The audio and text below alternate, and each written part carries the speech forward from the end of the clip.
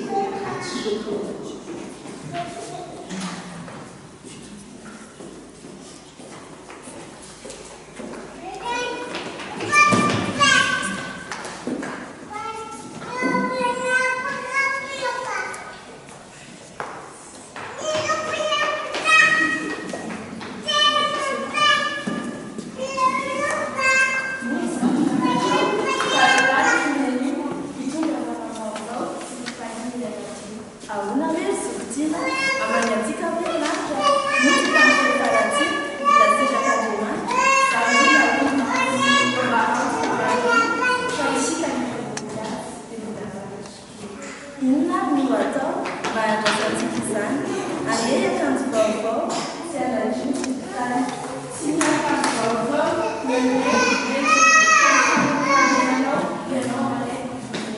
amin'ny sakafo dia iny no azontsika ho azy. Ny vavy dia mampanino sarotra ny vazivazy. Ilay sakafo tsy ambony tsy zanitsy mitsiny fanyatrano ambilao ondrakena faniny. Tena tsy mba azo kovinany nandazany an'izony fa aleo feno loko izay voaravaka lotony.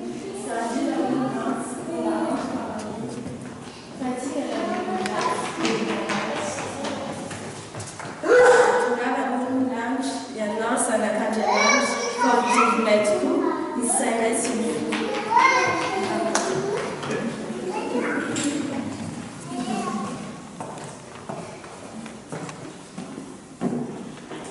Izay fampisehoana foy na dia tsy tanteraka rehefa ny fifaliana sy tamin'ny fitiavana matoetra tamin'ny fitiavana sotra izay filary tokoa satria fotoana foy nanaovana anazy indray hiala-lalao famerenana fotsiny izahay dia hialan-tsiny tsy fantanterana rehetra ny fanadonona fa dia ena ilay Jesosy no hamely fifaliana sy